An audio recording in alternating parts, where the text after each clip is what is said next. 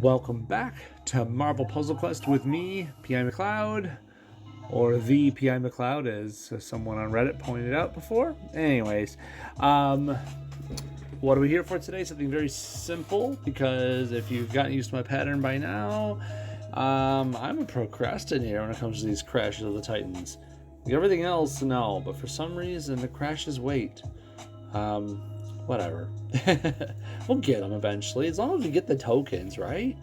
Not to mention, we have a catalog in here on my playlist. I have a playlist on YouTube, if you didn't notice. I have several playlists, actually, dedicated to certain themes. And one is just for the Crash of the Titans. So if you ever need to go back and look to see how a certain character does in Crash the Titans, there's a ton of videos there. Anyways, what are we doing here? We're going over... Nope, this way. This way. There we are. It's one of those double crash days. So let's get it done right, shall we? Crash the Titans today, brought to you by Peggy Carter. Jeez. I feel I've talked about her before somewhat recently, but then again, I don't remember 100%. Let's just say it again in case, louder for those in the back. When she came out with such a cool passive that people couldn't help but turn their heads and look like, hey, one, who is this Peggy Carter? We know the name, but why is she a superhero? Oh, that's right, MPQ made her. It's an MPQ original. Let's keep that in mind, okay? Two, that legendary presence, that yellow passive, that changed the game, man. When that hit, that was all anyone could think about for a while. It really ruined a lot of games. And if you weren't bringing your own Peggy Carter to the fight, man, it was just so much harder to get things off the ground. Hey, John. What's up, man? But why am I awake to see this tool? Hey, dude, I'm usually not awake to make this right now, but at the same time, tomorrow is a holiday for me. I have the day off. So, thanks to my employer, I am able to do this right now instead of, an hour or two earlier from now. Anyways, back to Peggy. Her yellow does what it does. At level 5, it means everything's going to cost like 4 AP more until I get her like under 30% of her max HP. It's crazy. And then her blue is pretty monumental as well. It's a little price. It's like mid-range price. But point is, you stun the other teammates, not the person you're looking at, but you stun the people behind them for 2 turns, and you make 2-turn countdowns, one for each of your allies that's alive. So it's basically, you isolate the one guy that's in front. He gets no help from his friends, and once those countdowns go off, there's a bunch of damage per countdown. It's supposed to be like your allies like pull out guns and fire away or something like that right then. Do what Peggy says or else. Finally, her red, probably her least interesting move, but it's still a nice one. It just does a bunch of damage. It's a red nuke, and it ignores projectiles. It was one of the first abilities to really do that. But back then, projectiles weren't so strong as they are nowadays. So I don't know if it really hit home back then. But that yellow passive really ruined some people, because that was pre-passive metas. Passive metas didn't work like they do nowadays. We weren't having automatic damage. So when she came out, that ruined a lot of people's plans. Anyways, let's move on. Who are we going against Peggy with? MODOK? What? I'd know this if I paid attention to things. MODOK's, I don't want to say he's new. He's, I guess in the grand scheme of 4-star characters, he's a little more recent. He's definitely more recent than Peggy. MODOK did not shake things up when he came into the game. I'm not saying he's not decent, at least. He's got his uses, but they're very slim. There's not even like something that someone else can't do. Everything MODOK can do, someone else can do somewhere else. Okay? So he's not that unique. His Doomsday Plan is probably his most unique ability, but no one clamored for that at all. I'm going to start with one of the things I think is one of his best abilities, his black. Let's put it up to 5 so you can see what it really does. For 6 black, you get to create 2 strength 104 red enemy attack tiles. You're making enemy tiles. Once again, this is one of the few abilities in the game where you make enemy tiles. That's kind of important because some of your allies, some of the characters in the game like it when enemy tiles are out there. They'll do more stuff. I'm not going to point them all out, but just think of the times like, you know, Craven, or, you know, some of the characters that only do things when enemy tiles exist. Okay, so that's something right there. But you also convert 6 basic tiles to red and deal damage to the target. Now, you still convert them 6 basic tiles to red even at level 3. So hence is why I don't put it up anymore. I really don't need, you know, stronger or weaker tiles. I just want more red tiles on the board, okay? For 6 black, I'm getting 6 red tiles added. That's pretty cool. Now, what's the red for on him? His red's not bad. It only costs 6. Kind of ironic, right? So every time you use it, it changes its ability till its final form. So the hammer for every nail makes some attack tiles. The chisel for every stone just does 3 hits of damage. Nice and easy. This one, the needle for every stitch, it basically 2 2-turn countdowns, and they each deal a good amount of damage. And then finally, the laser. It does 10,000 damage for 6 red. And it's really nice. But notice that you had to spend 18 other red to get here. Okay? So take that for what it's worth. Finally, blue, which, okay, let's put this out there. He got buffed, okay? These abilities are actually better than what they originally were in some respects here and there. Damage is better, certain abilities work a little better, or worded better. Doomsday Plan is one of his biggest upgrades, and it's still not that big of a deal. You make a 6-turn countdown that deals a good amount of damage since it only costs 7 blue. But anytime you fire a friendly power, this countdown tile, well, the Doomsday Plan countdown tile are reduced by 3 turns. So if you have a cheap power to cast, you can make this go down much faster. Anytime the enemy fires a power, the Doomsday Plan countdown tiles are increased by 1. So there's a way to like get this to fire faster, and it's based on having a lot of red, usually, if he's going to do it himself. But there are characters that do things cheaper. So firing a friendly power, right? You know, who's got cheap powers? Isn't it that Hulkling? It only has a 4 green. Just saying. You could always make use of these things. Anyways, no one's winning based on Doomsday Plan, but I mean, I guess you could try to make something really funny with it if you wanted. To me, it's all about Afterburner, making 6 red tiles on the board for cheap, and the hammer for every nail, which is that red ability that keeps morphing and changing, and each iteration is good in its own way. Okay, let's get to it. Bad. That's what I said. What? Bad Hawkeye power. Bad evil, not bad lame. Yeah, you're right. It is a bad guy Hawkeye power. I would argue that Hawkeye's is better, if only because like he gets you strike tiles, charge tiles. There's a stun involved in there somewhere, and oh yeah, and Hawkeye's only costs 5 blue as opposed to this costing 6 red. That's just my take on it, though. Anyways, come on, MODOK. Let's go get rid of Ms. Carter. Oh yeah, let's not forget this time. Animation's on. It's a one-on-one fight. We want black, we want red, and I mean blue I guess we'll take. I guess if we're going to have a hierarchy of things, would take red, then blue, then black. Why in that order? Well, because Peggy uses red and blue as well. So let's take this red. He's going to take the purple down there because it's a match 4. They can't help it. Poor computers.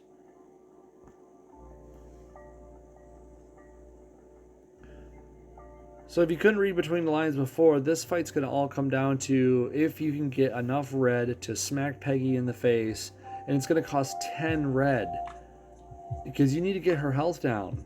This, once again, when Peggy's health is greater than 30%, all enemy powers cost 4 more. So I got to get 10 red to use this ability, or 11 blue, or 10 black. We need to get that down fast so that we can use things at a normal level. But of course, how are you going to get down fast without collecting AP? Conundrums. Of course she gets blue, right? Floating head versus flying shield. Yep, you're not wrong. You're not wrong, John. That's the name of this fight from now on. There's no black. There's no red. There's no blue. That's Kind of annoying. Well, she can't do anything with this either, so I guess we'll just match this team up. Got to get some damage in there, you know. I'll take the black. There's a blue right there. So before I cast my black, so if I cast this, I'm going to make 6 red on the board, right? But let's get rid of this blue so she doesn't get some sort of consolation prize. There we go. Oh, I could take the black, but it doesn't matter if she gets it or not. So let's just do this. Blasting off again. There we go. Nice. Okay. And this is going to 3 strength 4, 42 attack tiles. So this will help knock her health down even more over time. There we go. We'll get this black into play. So that's going to help chip her health away nice and easy. Yep, I guess we'll just do this again to make more reds. It's worth taking those attack tiles back on yourself, you know, just to get this rolling. And it's a win. It's not that bad. I mean, it's not that Peggy's not good. It's just he can make his own black. You know, not make his own black. I'm sorry.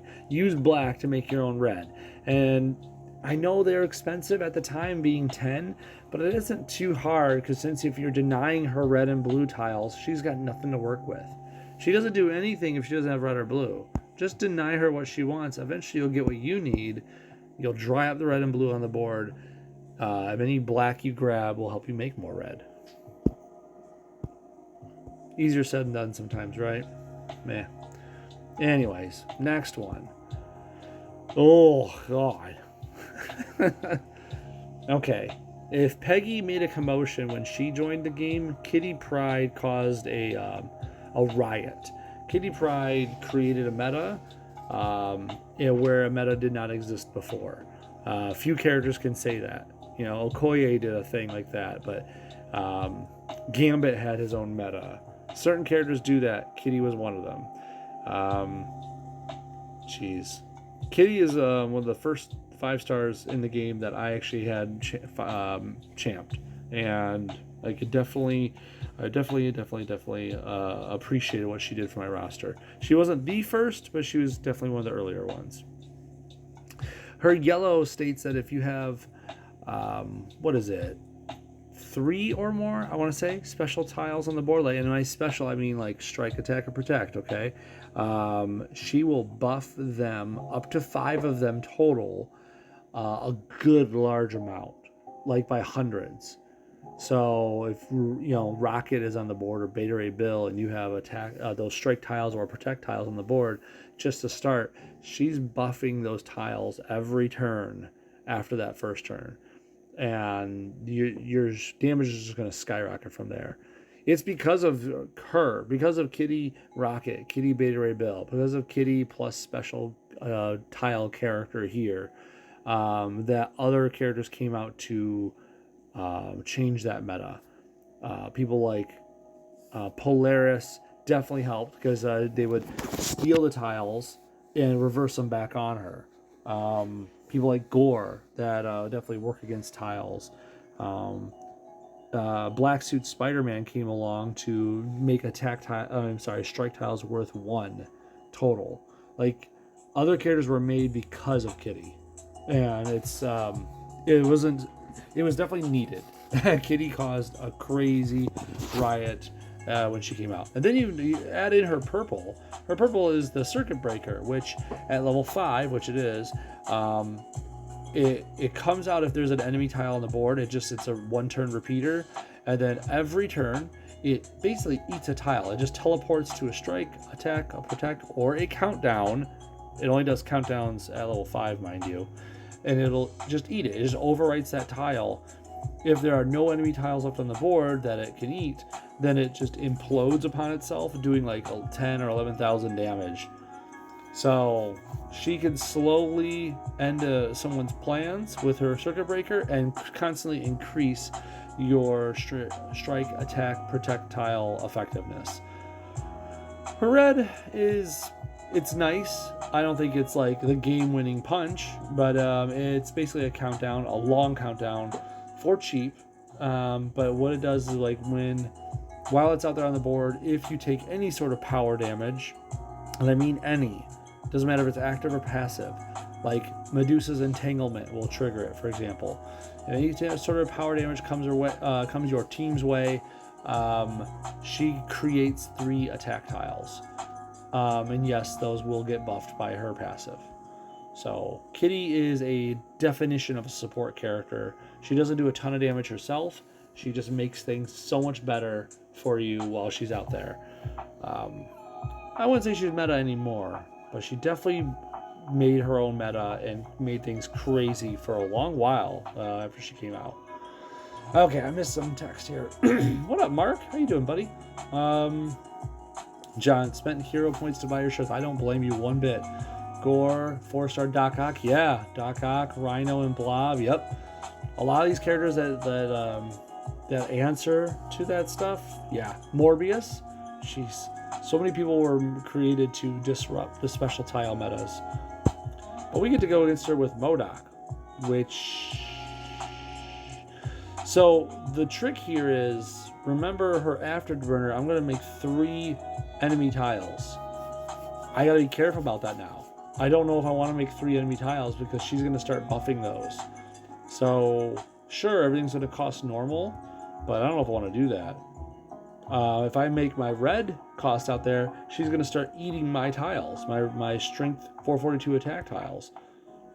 And that's going to hurt a lot because she's going to definitely eat away at them. She's going to eat my Doomsday Plan if I put that out there. The trick, I think, is to stockpile your AP and fire it all at once when you can. Doomsday Plan, followed by Afterburner, followed by a hammer for every nail. Making Doomsday Plan, the countdown timer is going to be down to like 1. Okay? Basically, you're trying to make Doomsday Plan fire off by stockpiling your AP. That's what I would do going into this fight if I had no other plan. But that's what I'm doing. Morbius, better than his movie. I wouldn't know. I didn't see Morbius yet. And I take everything with a grain of salt when it comes to reviews online. I remember when the first Venom movie came out, I heard nothing but slander for it. It was just horrible.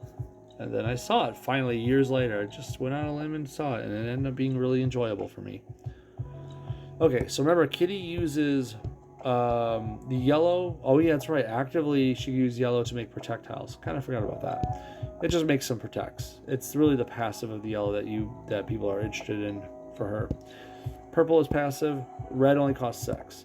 That's the only color we're going to overlap on. So if you see red, grab the red.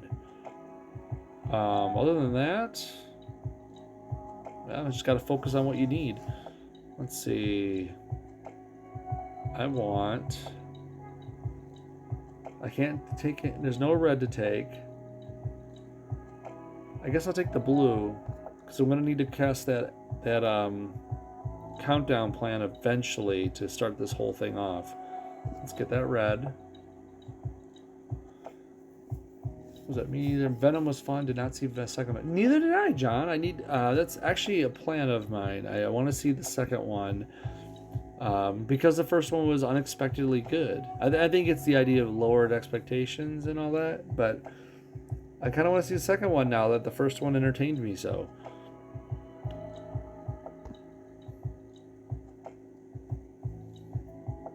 Okay, I guess we're going to get more red. Not a bad thing. We're going to get more red. Cool. We have enough to cast the red twice now. So if we cast the Doomsday Plan, then the red twice, that would be pretty cool. Let's take this for the match 4. We have enough for all of it now. We should win. Although those protects are going to be kind of beefy, aren't they? We'll see. How much are they? Only 98. So she got 196 on protection. Okay, so let's start this off. First off, Doomsday Plan. I guess we'll take this tile for the Doomsday Plan right there. Oh, the math meme. Okay, so now it's down to 6. We're going to do an afterburner. Okay. So now the Doomsday Plan went down to 3. And then a hammer for every nail. And Doomsday Plan down to 0. Bam. Bye, kitty. So, stockpiling is the way to get around her circuit breaker. That's definitely how you would do that normally, if you need to. Which, I guess, here you do. So, that's that. MODOK's Crash the Titans, or Crashes of the Titans, not that bad. Peggy could have been hard if she got her own red or blue off, but we didn't let her because we hoarded the AP. Kitty could have been rough if I could have just fired powers left and right, but don't do that. You know, she'll punish you for that. Stockpile and unload all at once. Yep, easy, right, John? Okay, well that's it. We got the Crash of the Titan done, and we're good to go. We're just waiting on the next events to show up, and for Wong to open his special CP store. Because, well, look, he's pointing up there at the 1004 CP. He wants to use them as well. Anyways, thanks for joining, John. Thank you, Mark. I appreciate it. And I'll see you guys really soon. Have a good one, y'all.